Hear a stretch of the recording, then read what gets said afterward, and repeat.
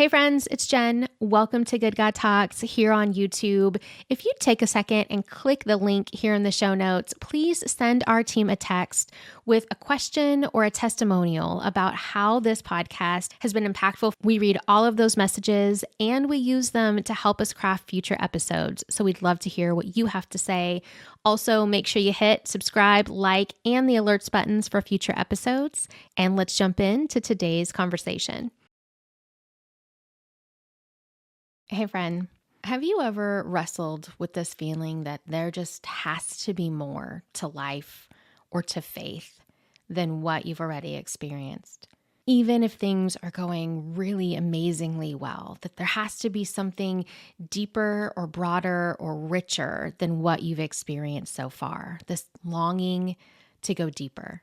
Sometimes longings like that can frustrate us, especially if we don't know how to experience more of the fullness of life that we believe God intended for us.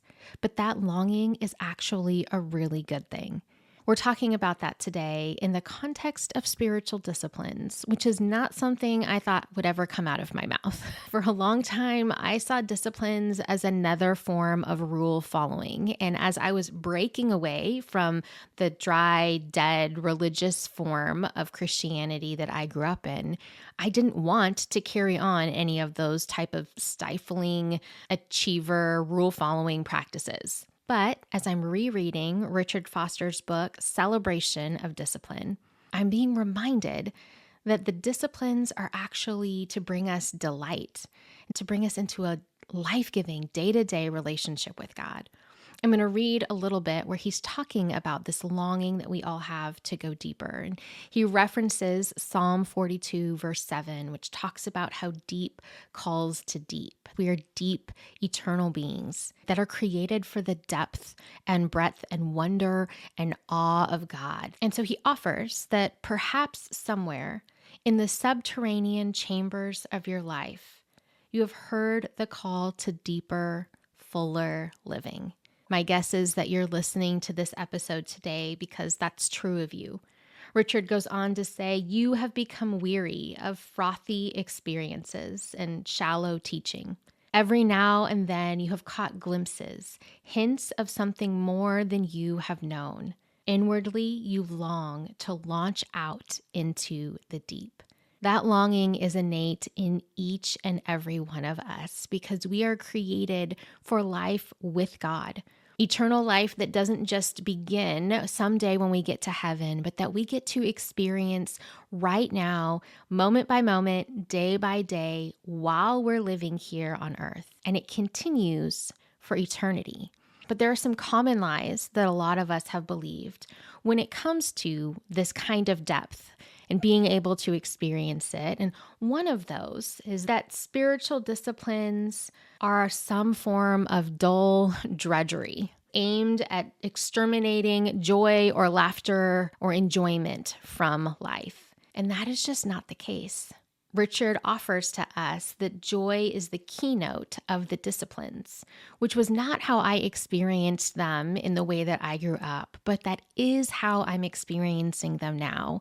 And as I reflect over these decades in the faith, I can see that I just misunderstood. Even areas of joy that I've experienced in the past were deepened and widened because of areas of discipline in my life. And Foster offers us this perspective that the spiritual disciplines are actually a way of us receiving more of the freedom that God offers to us, which is part of why I'm doing this series, because that is true. And that is not how I first learned about what the spiritual disciplines were like or how they got to show up in our lives as believers. So one of the lies is that spiritual disciplines work against joy. And the other one is that spiritual disciplines are only for spiritual giants or contemplatives who have hours and hours by themselves for meditation and for prayer. And it's kind of set aside for those people of advanced level faith.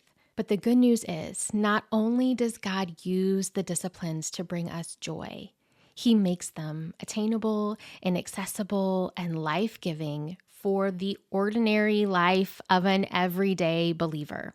The primary requirement for going deeper in our relationships with God and experiencing more of the fullness of life that God offers us is a longing for God. I'll reference Psalm 42. This time I'll read verses 1 through 2 in the New Living Translation. As the deer longs for streams of water, so I long for you, O God. I thirst for God, the living God. When can I go and stand before him? That longing is in each one of us because we are made for God. And so even if you feel like you don't long for God enough, know that that desire is innate within you because you were created for life with him. Maybe the desire has been buried or you've tried to fulfill it with other things. Maybe you've gotten frustrated because you've tried to walk out spiritual disciplines or aspects of faith, and they were dry and stifling and dull and oppressive instead of life-giving, and you haven't known what to do about it. Maybe you simply don't know that that longing is there for you. But even as we're closing this episode, there's something in you that sparks with possibility. The deep in you calls to the deep in God, wanting to know and experience more of him. Not only has God given you this longing, he is the one who will satisfy it. And so here is a question that you can take to talk with him more about it. God, what's a deep longing of my heart that you long to satisfy? And what else do you want to tell me about that? Have a good talk.